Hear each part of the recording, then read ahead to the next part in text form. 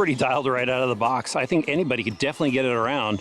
I have to tell you, I didn't think Traxxas was gonna make this one. How's it going, everyone? Greg here with RC Driver, and this is the new / late model. And the reason why I didn't think they were gonna make it, well, they've got the modified, and they came out with the late model body that goes right onto it. I thought that they had the oval community covered, but I guess they want you guys to just pull something out of the box and go racing with it, which is ultimately a great idea. So in today's video, we're gonna pull this bad boy out of the box, check out some of its cool features, show you what's up with the late model body, then I'm gonna hit the dirt oval track. There it is out of the box. Those graphics look pretty sweet. Let's see what else they give you. They give you the TQ radio system. You also get a number sheet so you can throw your number set on the body, instruction manual, some basic tools, and a foam battery spacer. But wow, kind of forgot how large a late model body is. It's been a long time since I've had one. This thing looks really cool. It's available in 5 different colors actually. So they've got the blue, the red, green, and pink, and they have a special edition Fox livery, which is absolutely sick. But I really like these graphics. They've toned it down a little bit, which is just right for this type of car. It's a Lexan body shell, all molded in one piece. The interior is a separate panel. Like that they've got the offset driver figure in there and a cage to go around them, basically like they had on the modified version.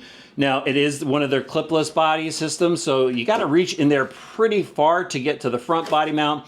The rear body mount's a little bit closer, but they offer that simple body mount without having clips all over the place. There's also a lock-in block in the front that goes into the front bumper so it doesn't pull out. And with the modified, sometimes the front body would pop up on those, and I know some people have added body posts to it to stop that. But swinging this thing around to the back, they've got this cool looking wing. This is molded. And they also have these braces on the inside of the rear, so these rear panels don't flop around. So they've definitely made some improvements to this. And the final thing you need to know about the body is they have this trim line here. So depending on your setup for your particular track, if you need to go with that offset cut, you'll have a nice line to go follow to cut it out. Well, let me get this body off. It's actually a little bit tricky, and I'm okay with it because it locks in the body. And here's the low CG / setup for dirt oval racing, much like the modified. In fact, there's only one change that I know of that I'm gonna tell you about in just a little bit, so you gotta stick around for that. But let's just go over the car really quickly. So this has all the HD components on it. So it's got the heavy duty arms and the heavy duty steering knuckles and caster blocks, same with the rear hubs.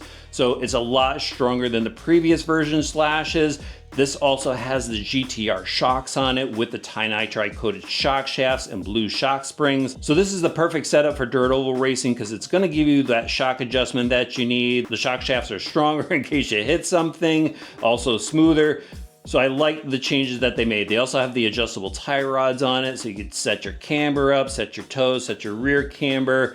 No real tuning necessary if you're just getting started. And then of course, as you grow into it, you can make your adjustments. Again, it's got the low CG chassis, servos mounted down low. We've got a spring-loaded servo saver in there. Plenty of space in the battery tunnel. You're pretty much gonna run a 5200 milliamp battery pack if you're running in some sort of spec class at your local track. Front and rear bumper, there's your body mounts. Those are pretty strong. And then check this out. They've got the Pro Series Magnum 272R transmission. So what's cool about this transmission setup is it has a sealed differential and it comes from the factory with oil in it. It's got a nice aluminum motor plate and it's got the Revo Spec slipper clutch. So this is a nice upgrade over the old transmissions that we dealt with for years.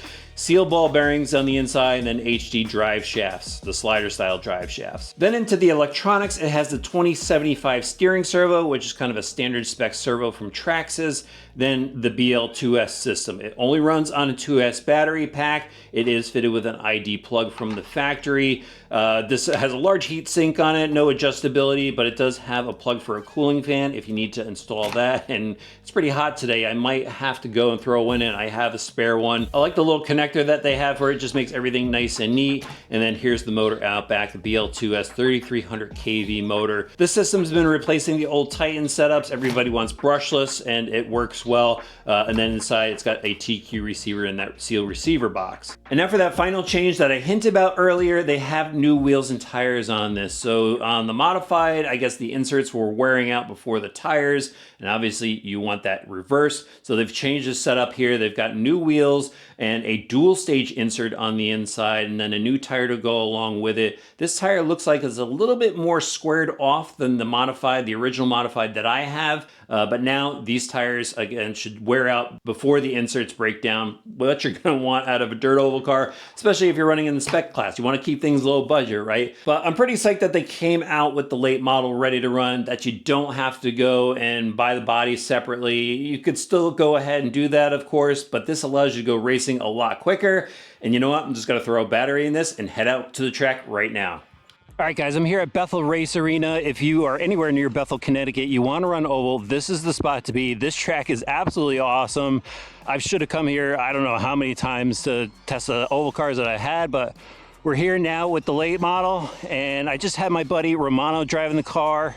He made it look good. Hopefully I can make it look good. And this is my first few laps with it. Rolling off in the corners, and this thing's pretty set up right out of the box. All right. I think it's going to make me look good.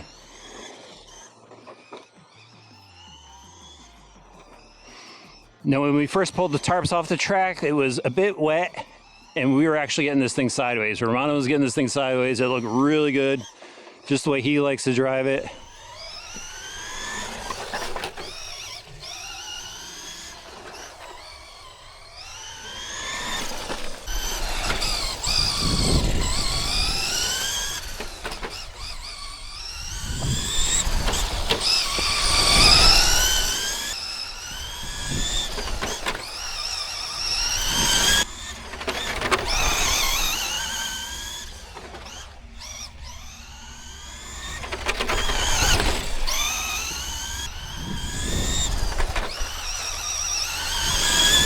The track's drying out just a little bit, so it's tightening up.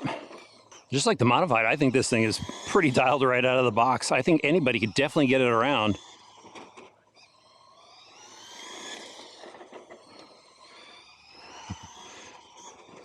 When we pulled it off the track before, it's definitely collecting some clay on the outside front of the body.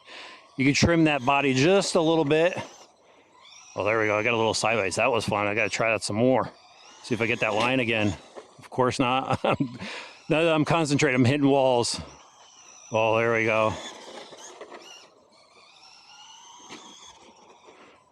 Not the fastest oval driver. I don't run oval that much. But wow, this thing is fun.